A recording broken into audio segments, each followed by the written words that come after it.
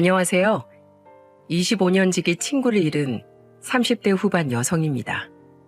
저에겐 영원히 변하지 않을 친구가 한 명 있다고 생각했어요. 조금 전에 언급한 중학교 시절부터 친했던 그 친구 말입니다. 하지만 열길 물속은 알아도 한길 사람 속은 모른다더니 이번에 제가 겪은 경험이 딱 그 꼴이더군요. 그리고 제가 경험했던 분통 터지고 화가 나는 그 사건을 많은 사람들에게 일파만파 퍼뜨리고 싶어 이렇게 사연을 보내봅니다. 이런 일을 당한 스스로가 창피하기도 하지만 보다 많은 분들이 저처럼 눈 뜨고 코 베이는 경험을 하지 않으셨으면 해서요. 저는 충청도의 한 지방에서 나고 자랐습니다. 문제의 그 친구와는 중학교 1학년 때 같은 반에서 만났어요. 우리는 학창시절 내내 단짝이었습니다. 지역 내 학교가 몇 개 없었기에 고등학교 또한 같은 곳으로 진학을 했죠. 고등학교 때는 함께 노는 친구 무리도 생겼지만 그 안에서도 미호기와 저는 항상 제일 친한 친구였어요. 그런 미호기와 저의 사이는 각자 다른 대학에 들어가서도 마찬가지로 유지되었습니다. 서로의 집에서 놀고 자고도 몇 번 했던 터라 양쪽 가족들과도 제법 안면이 있었고요. 그렇게 우린 첫 해외여행도 둘이 함께 갔었고 봉사활동에 주말엔 쇼핑에 영화에 정말 쉴 틈 없이 붙어 다녔어요. 서로 취미나 코드가 아주 잘 들어맞는 건 아니었지만 하도 어렸을 때부터 붙어 다녔던지라 미우기만큼 만나면 마음 편한 친구도 없었거든요. 그렇게 대학교 시절까지 껌처럼 붙어 다녔던 우리는 졸업 후 사회생활을 시작하며 이전만큼 잦은 만남을 갖지 못했습니다. 그러다 돌연 미호기가 26살에 결혼을 했죠. 그리고 미호기의 부탁으로 저는 미호기의 결혼식에서 축사를 하게 되었어요. 반짝거리는 드레스를 입은 미호기를 보며 열심히 제가 적어간 편지를 읽다 보니 어느새 미호기도 저도 눈에 눈물이 고여 있더라고요. 미호가, 사실 이 편지를 적고 있는 지금도 난 네가 결혼한다는 사실이 믿기지 않아. 얼굴에 여드름도 나기 전인 어린 시절부터 함께했던 너인데 그런 네가 어느새 어른이 되어 자기 가정을 꾸리려 한다는 게 말이야. 아직도 너와 둘이 웃고 떠들 때면 난 우리가 중학교 시절 사춘기 소녀 그대로인 것 같거든. 사랑하는 내 친구 미호가 이제 넌 네 가정을 꾸리고 한 남자의 아내가 되고 또 하나의 엄마가 되겠지. 그리고 그 세월 안에서 분명 가끔은 힘든 날도 있을 거야. 그럴 때면 꼭 너의 가장 친한 친구인 날 찾아주길 바래. 어린 시절처럼 더 이상 우리가 매일같이 붙어 다닐 순 없겠지만 그래도 우리가 누구보다 서로에게 힘이 되어줄 수 있는 친구 사이임은 변하지 않을 테니까 꼭 행복해라. 네 친구 박미호. 결혼 축하해. 이후 미호기는 결혼한 지 1년 후인 27살에 예쁜 딸아이를 낳게 되었어요. 미호기의 출산 때도 저는 회사가 끝나자마자 달려가 미호기의 부모님과 함께 분만실 앞을 지켰어요. 그러던 어느 날 미호기가 대뜸 제게 이렇게 묻더군요. 정희야, 넌 결혼 안 해? 결혼? 모르겠어. 나 남자친구랑 헤어진 지 2년이나 됐잖아. 그 뒤로 인연을 만나는 게 쉽지 않네. 그래? 그럼 정희야, 너 우리 오빠 알지? 규식 오빠? 그럼 당연히 알지. 그러고 보니 네 결혼식 때 이후로 한 번도 못 봤네. 오빠 잘 지내고 있지? 근데 내가 예전에 은근슬쩍 떠보니까 우리 오빠가 너한테 좀 관심이 있는 것 같던데 너 우리 오빠 한번 만나볼 생각 없어? 뭐? 야, 됐어. 친구 오빠를 내가 어떻게 만나니? 당황했습니다. 다른 사람도 아닌 제일 친한 친구의 오빠를 이성으로 만난다는 생각은 단 한 번도 해본 적이 없었거든요. 제가 당황해서 두 손을 황급히 내줬는데 미호기는 그날 제게 자기 오빠 이야기를 반드시 밀어붙이겠다고 작정이라도 한 건지 제게 끈질기게 말하더군요. 미호기의 간곡한 부탁에 저는 하는 수 없이 미호기의 오빠와 소개팅을 하게 되었습니다. 공기업에 다닌다던 미호기의 오빠는 솔직히 처음엔 제게 이성적으로 느껴지진 않았어요. 어릴 적부터 가끔 봐왔던 사이이기도 했으니까요. 그런데 10번 찍어 안 넘어가는 나무 없다고 미호기 오빠가 자꾸만 제게 호감을 표하다 보니 저 또한 언제부턴가 관심이 생기더군요. 사람도 성실한 것 같고 직장도 안정적이고 무엇보다 강단이 있어 보이진 않았지만 30이 넘은 사람이 저렇게 여리고 순해 보일 수 있다는 게 좋았어요. 순수해 보였거든요. 그렇게 오빠의 꾸준한 대시와 미호기의 열렬한 응원 끝에 저는 연애 1년 후인 나이 29에 미호기 오빠와 100년 가약을 맺게 되었습니다. 그리고 미호기 또한 제 결혼식 때 편지를 써와 축사를 해주었죠. 그렇게 미호기도 저희 가족도 진심으로 우리의 결혼을 좋아하고 축하해 주었지만 누구보다 우리의 결혼을 제일 반기셨던 건 바로 시부모님이었어요. 아유, 내가 우리 규식이놈 결혼할 때 더도 말고 덜도 말고 딱 정이 너 같은 여자애만 며느리로 데려오면 소원이 없겠다 했는데 규식아, 넌 정이랑 결혼한 게 이 엄마랑 아빠한테 한 최고의 효도다. 그죠 여보? 그걸 말이라고. 정이야, 며느리 사랑은 시아버지인 거 알지? 규식이 저놈이 속이라도 썩이면 언제든 말해. 내가 쫓아가서 다리몽댕이라도 분질러 놓아줄 테니까. 엄마, 아버지, 여기 저희 집 맞아요? 이거 참 서러워서 살겠나 원? 왜? 서러우면 너도 니 처가집 가서 예쁨 받아라. 사위 사랑은 장모님이라잖니. 아버님, 안 그래도 저희 부모님이 이 사람 엄청 예뻐하세요. 저희 친정오빠도 동갑인 친구이자 가족 생겼다며 좋아하고요. 저번에 친정에 갔을 때 저희 오빠랑 이 사람이랑 어찌나 쿵짝이 잘 맞는지 밤새 둘이 술 먹고 당구장까지 갔다가 왔다니까요. 행복했습니다. 싫다던 제게 극구 자기 오빠를 소개시켜준 지난날의 미호기가 그렇게 고마울 수가 없었어요. 이후 가장 절친한 친구이자 가족이 된 미호기와 저는 남편과 쉬 매부 이렇게 넷이서 자주 만남을 가졌어요.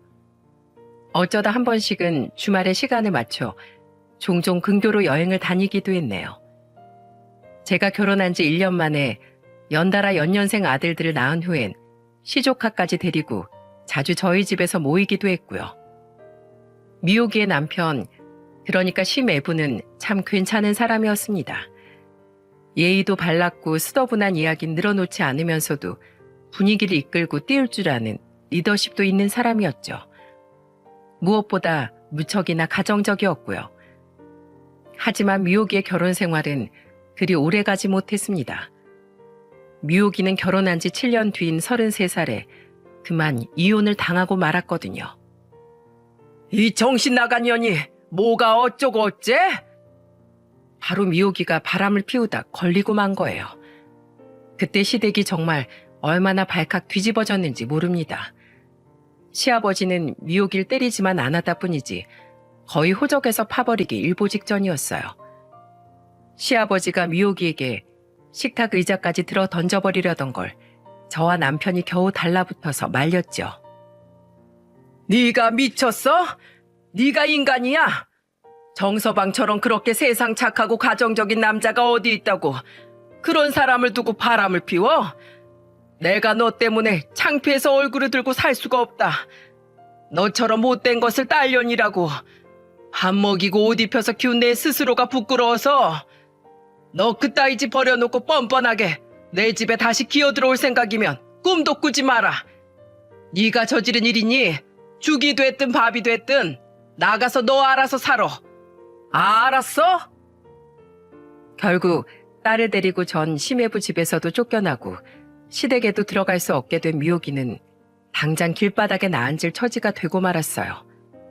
남편 또한 미호기를 보며 혀를 찼지만 한편으론 그런 처지가 된 자기 여동생을 안타까워하더군요. 저 또한 남편과 같은 마음이었고요. 비록 미호기가 저의 절친한 친구라 안타깝긴 했지만 미호기가 저지른 일은 제 기준에선 사람 취급도 받지 못할 비도덕적인 짓이었거든요. 그리고 미호기의 이혼을 계기로 절대 멀어지지 않을 것 같던 우리의 친구 사이에도 점차 금이 가기 시작했습니다. 시작은 바로 미호기의 부탁이었어요. 정이야, 미안한데 나 부탁 하나만 하자.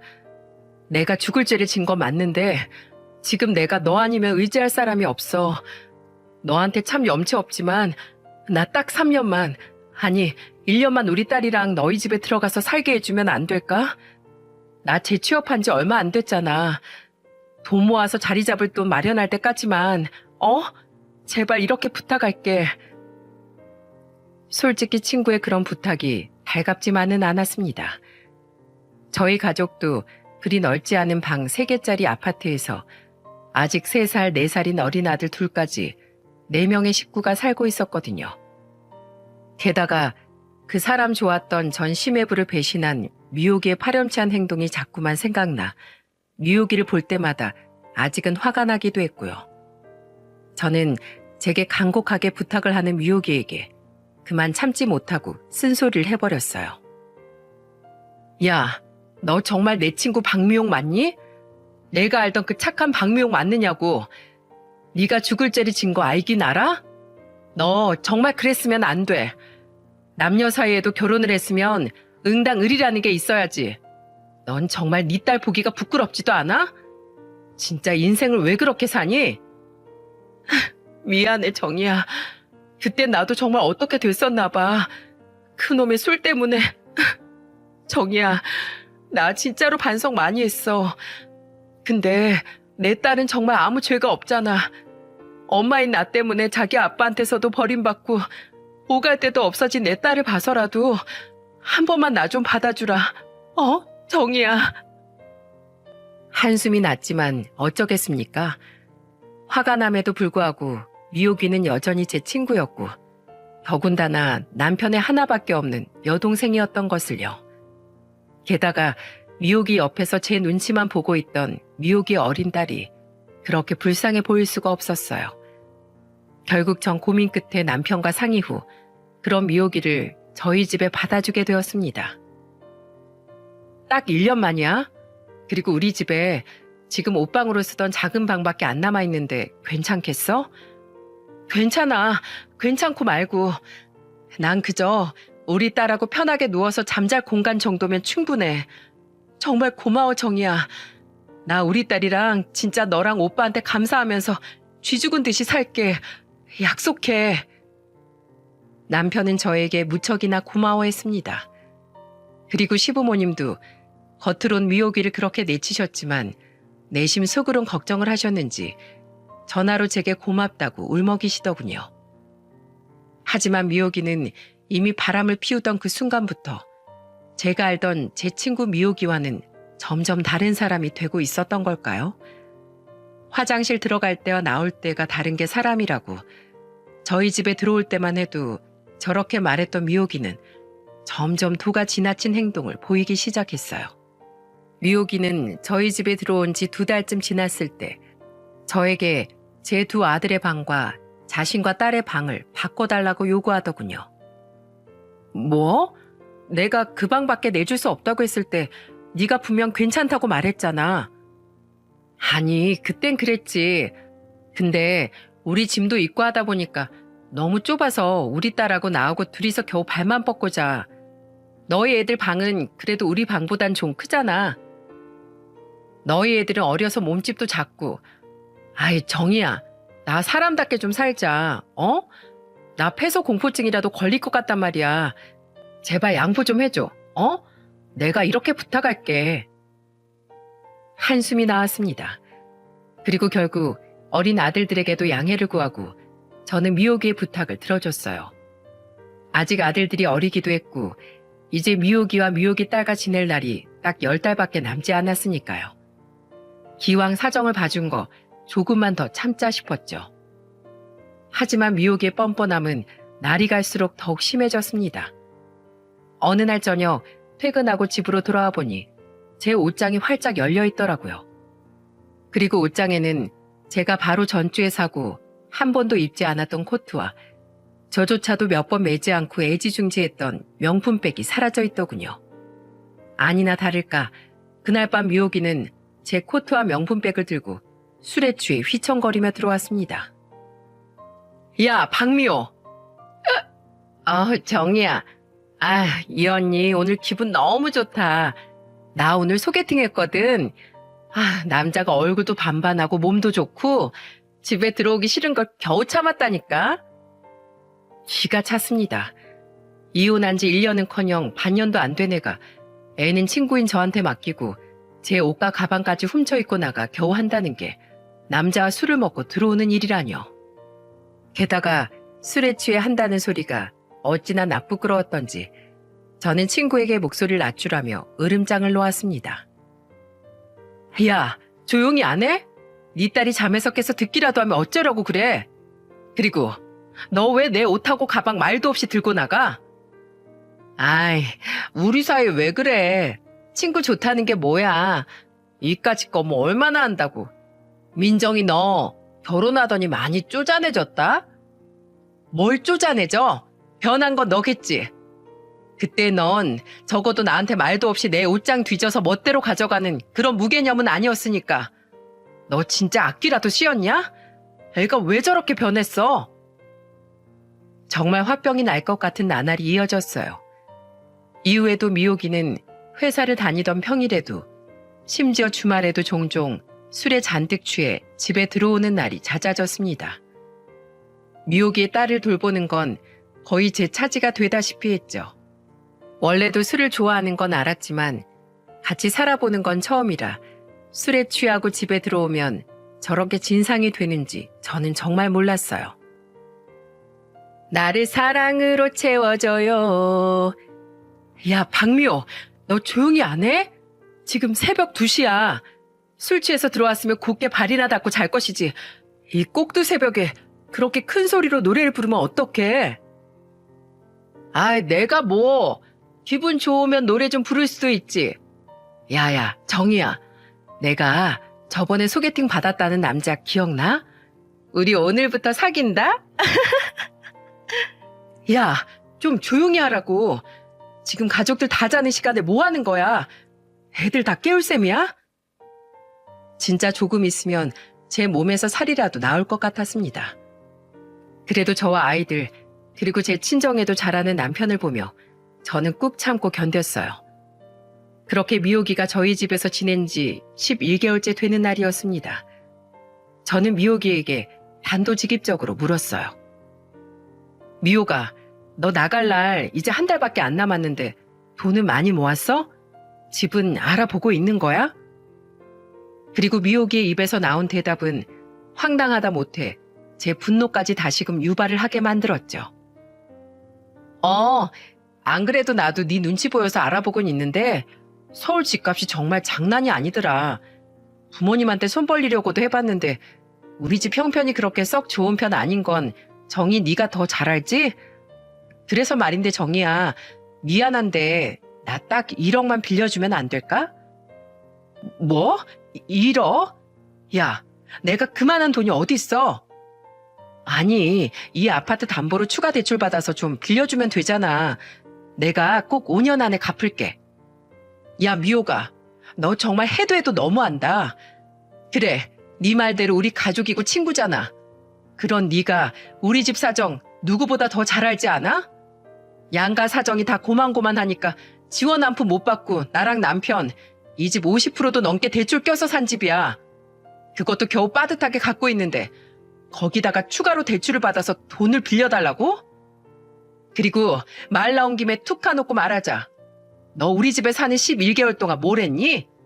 돈을 모으긴커녕 매번 밖으로 술 마시러 다니기 바빴잖아. 애도 아예 내팽개치고. 네가 돈 모을 생각이 추호도 없는 걸 내가 바로 옆에서 지켜봤는데 그 1억을 네가 갚을 거라고 내가 생각이나 하겠어? 뭐? 네가 어떻게 알아? 내가 진짜 갚을 수 있는지 없는지. 사람을 무시해도 유분수지 이게 진짜?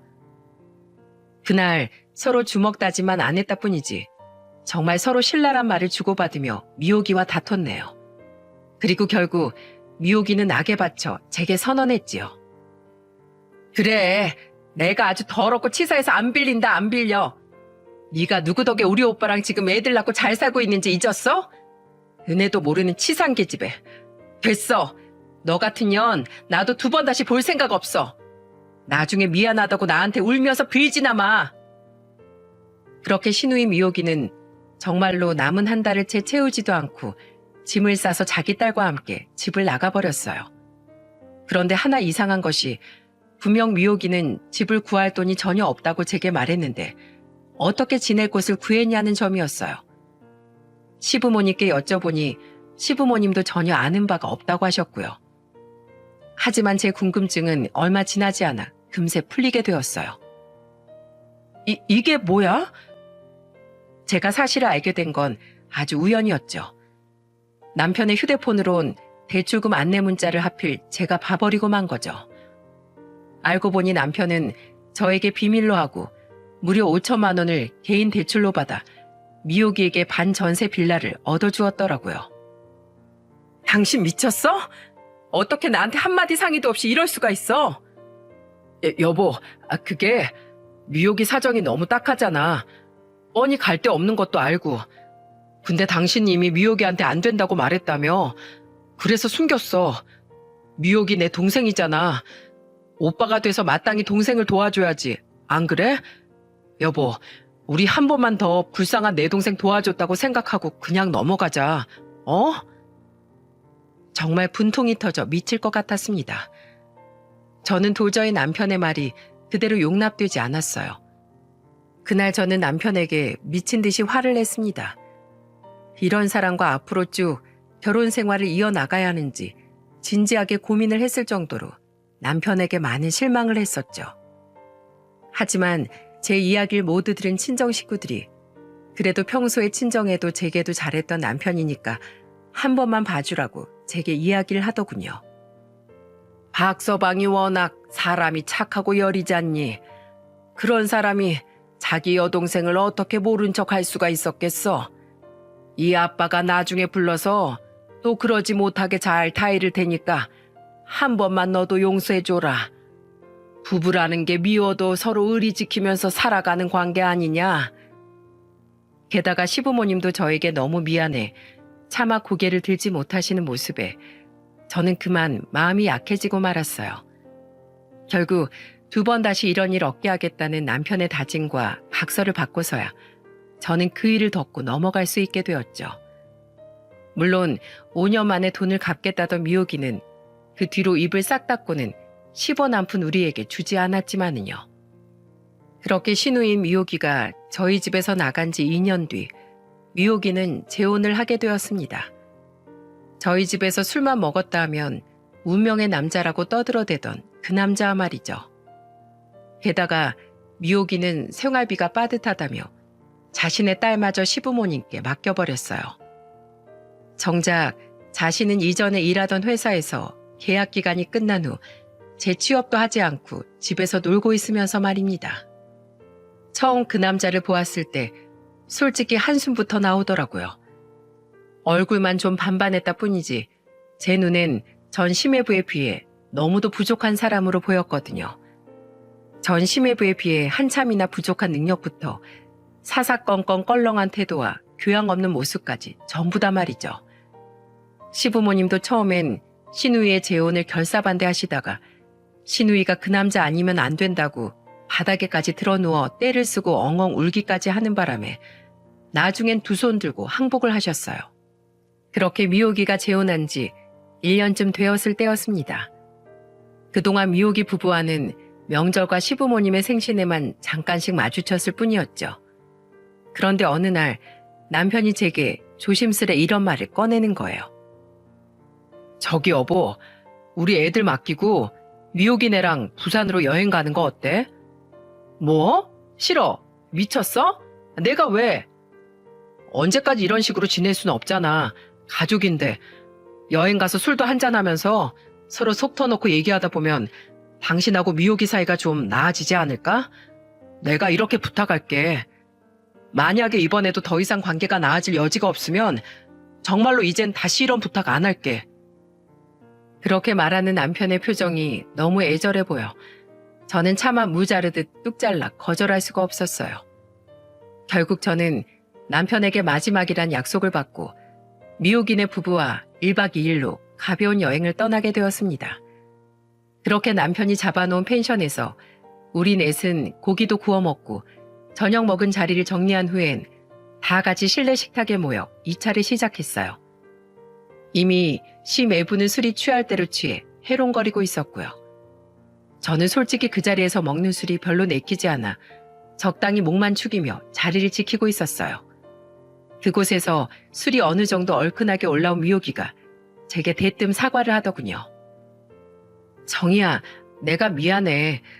나 때문에 그동안 너 많이 화나고 힘들었지? 내가 너무 철이 없었어. 사실 예전엔 나도 이혼하고 너무 힘들어서 방황했던 것 같아. 아무리 그랬어도 내가 너희 집에서 염치도 없이 그랬으면 안 되는 건데 그 뒤에도 그냥 내가 가진 게 없으니까 오히려 너한테 더 큰 소리를 쳤었어. 자존심 상해서. 그땐 제일 친한 친구인 너한텐 그래도 된다고 생각했나 봐. 친할수록 더 조심했어야 했는데.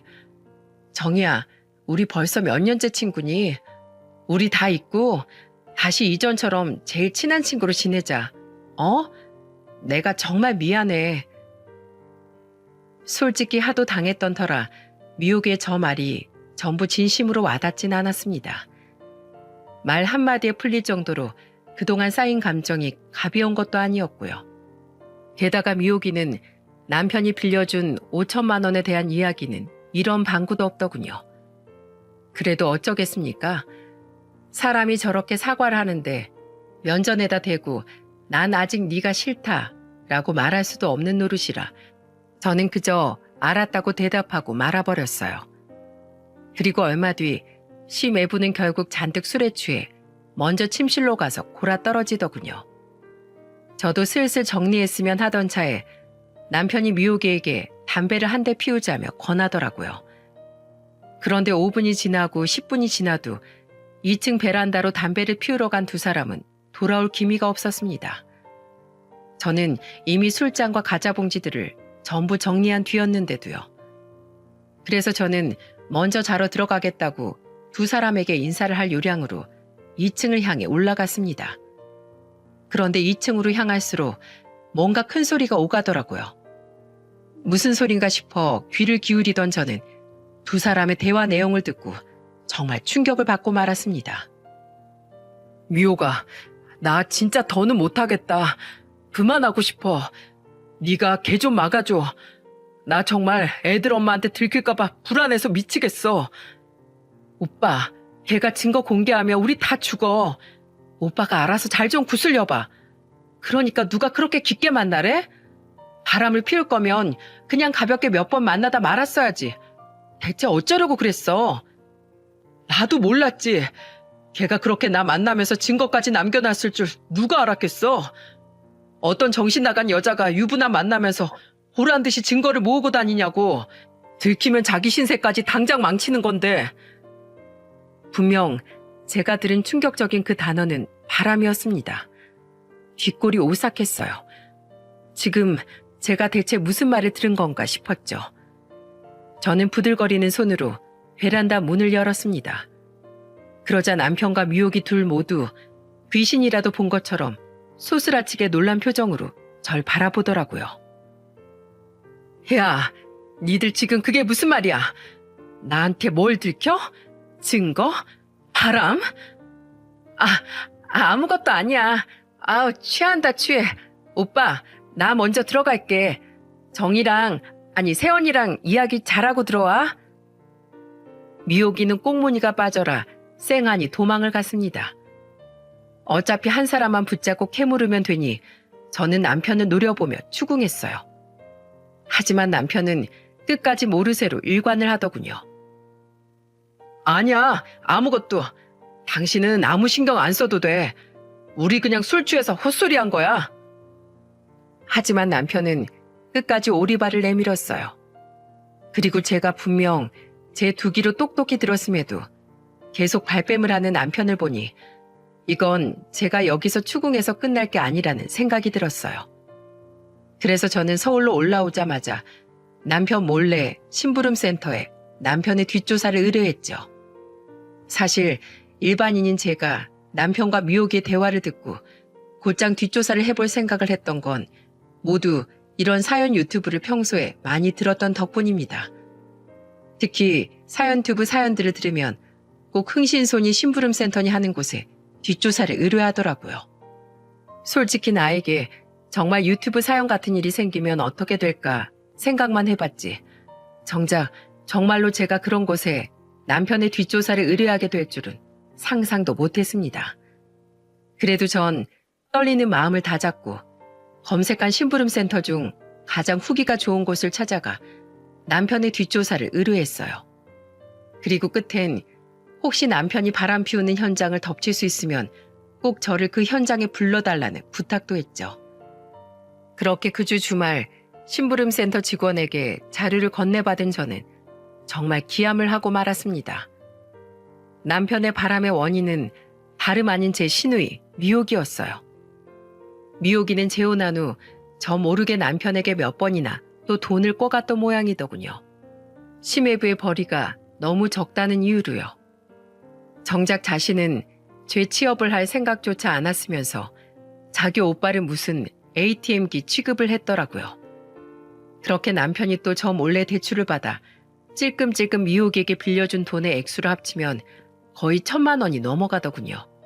거기다 미옥이가 소개를 시켜준 건지 남편의 상간녀는 다름 아닌 미옥이가 전에 다니던 회사의 동료였어요. 그 상간녀에게 남편이 또 대출을 받아 사준 명품 옷, 가방만 해도 미옥이에게 빌려준 돈의 액수를 훌쩍 넘더군요. 아마 공기업이라는 탄탄한 직장 덕분에 그만한 대출을 계속 받을 수 있었던 것 같았어요. 그 자료를 보는데 저 정말 뒷목 잡고 쓰러질 뻔했습니다. 그리고 자료를 받은 그날 저녁 저는 심부름센터 직원에게 전화를 한 통 받았어요. 사모님, 자료 보셨죠? 웬만한 증거는 저희가 다 확보를 했고요. 여기 남편분하고 상간녀가 식당에서 1차하고 2차로 호프집에 들어갔는데 와보시겠어요? 그때 둘이 같이 있는 현장이 있으면 불러달라고 하셨잖아요. 저는 그 길로 아들 둘을 친정에 맡기고 심부름센터 직원이 알려준 장소로 향했습니다. 그리고 도착하는 즉시 그 호프집 문을 열고 들어가 심부름센터 직원이 손가락으로 가리킨 자리를 향해 성큼성큼 걸어갔지요. 남편과 상간녀는 서로 큰 소리로 다투고 있더군요. 그리고 다가가는 저와 눈이 마주친 남편은 싸움을 멈추더니 굉장히 당황한 말투로 저를 불렀습니다. 여보, 야 박규씨, 너 뭐하냐 지금? 뭐야? 자기 아내야? 잘 됐네. 안녕하세요. 안 그래도 우리 당신 때문에 싸우고 있었는데 잘 왔네요. 그리고 상간녀는 뭐가 그렇게 당당한지 저에게 인사를 하는 극도의 뻔뻔함까지 보이더군요. 남편은 그런 여자를 다급히 손으로 제지하며 저를 불러댔고요. 여보, 이 여자 말 듣지 마. 다 헛소리야. 시끄러워. 야, 너 말해봐. 뭐가 잘 됐고 잘 왔어? 하지만 그 상간녀는 막상 제가 멍석을 깔아주자 별다른 말은 하지도 못한 채 자꾸 말을 빙빙 돌리기만 했습니다. 아, 나 진짜 다 까발려버릴까 보다. 까발리라고 다 들어줄 테니까. 입술에 쥐라도 났어? 왜 자꾸 하, 놔 이러고만 있어? 뭐라고요? 아, 진짜. 그래요. 저 이 남자랑 바람 피운 지 6개월 됐어요. 유부남인 거 알고 만났고요. 근데 갑자기 저한테 헤어지자고 하니까 열받잖아요. 감히 지까짓 게 뭔데 날 차? 아내랑 헤어지고 나한테 온다고 온갖 사탕발리 말 다 해댈 땐 언제고. 당신 같으면 만나던 남자가 날 그냥 놀다 버릴 여자 취급했던 걸 나중에 알았을 때 기분 안 더럽겠어요? 적어도 헤어질 거면 내 쪽에서 먼저 질려서 버리길 기다렸어야지. 아, 짜증나. 아무튼 저 이만 가볼 테니까 둘이서 알아서 잘 정리하세요. 자료만 봤을 땐 이 정도인 줄 몰랐는데 정말 상간녀도 보통 또라이가 아니더군요. 그리고 상간녀가 호프집을 나가자마자 남편은 제 앞에 무릎을 털썩 꿇고 싹싹 빌기 시작했어요.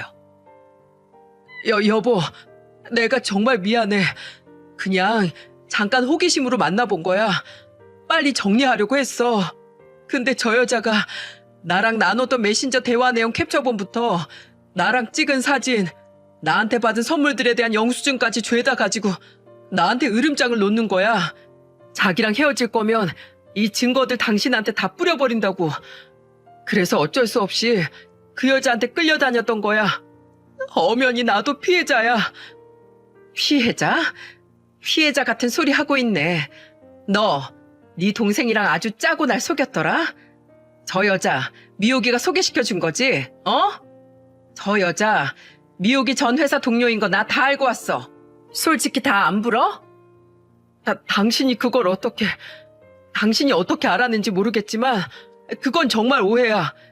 사실 미호기가 자기 남편이 생활비도 제대로 못 벌어온다고 힘들다면서 자꾸 나한테 돈 좀 빌려달라는 거 모른 척 할 수가 없어서 계속 빌려주다 보니까 더는 안 되겠더라고. 그래서 미호기한테 더는 못 빌려준다고 딱 잘라 거절하라고 미호기가 있다는 대로 찾아갔는데 거기에 그 여자가 미호기랑 술을 마시고 있었어. 난 미호기가 누구랑 있었는지도 몰랐다고. 그렇게 엉겁결에 셋이 술을 마시다가 난 한사코 됐다고 했는데 미호기가 자꾸 나랑 그 여자만 두고 자리 피해주겠다고 장난을 치더니 정말로 집에 가버린 거야. 그걸 알고 곧바로 나도 집에 가려는데 그 여자가 자꾸 붙잡아서 그만. 아무튼 미호기가 작정하고 저 여자랑 나랑 붙여놓은 건 아니야. 정말이야. 진짜 놀고들 있네. 그게 당신하고 그 여자하고 바람 피우라고 미호기가 실컷 부추긴 거지 뭐가 아니야. 거기다 당신 그 여자한테 옷이며 구두며 엄청나게 해다 바쳤더라. 또 대출까지 받아서?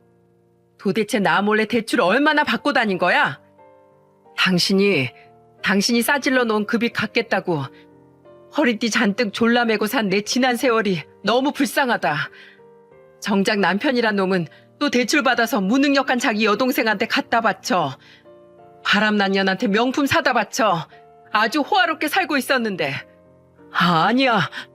그것도 다 그 여자가 하도 으름장 놓으면서 이거 사내라 저거 사내라 하길래 어쩔 수 없이 사준 거야. 당신한테 바람 피운 거 잃을까봐. 내가 아주 꽃뱀 같은 여자한테 잘못 걸린 거라고. 정말이야.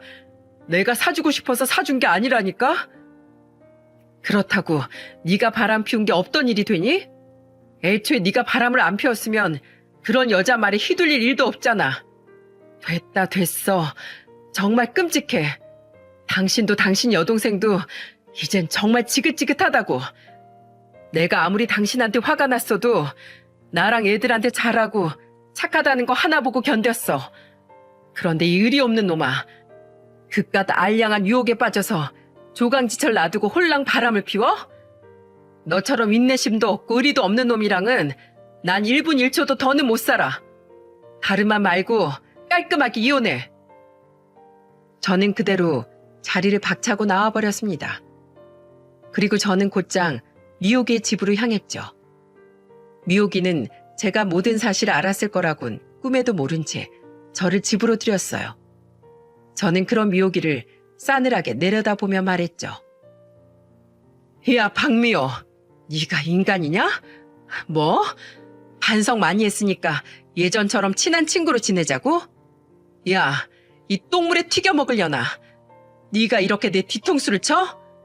어디 소개시켜줄 사람이 없어서 네 직장 동료를 내 남편한테 소개시켜줘? 그게 정이야, 오해하지 마. 난 그날 정말로 너무 술에 취해서 먼저 집에 갔을 뿐이야. 오빠랑 걔랑 둘이 그런 일이 있을 줄은 꿈에도 몰랐다고. 나도 나중에 알았어. 애초부터 네가 그런 자리에 내 남편을 부르지 말았어야지. 그리고 너 내 남편한테 나 몰래 계속 돈 빌리고 다녔다며?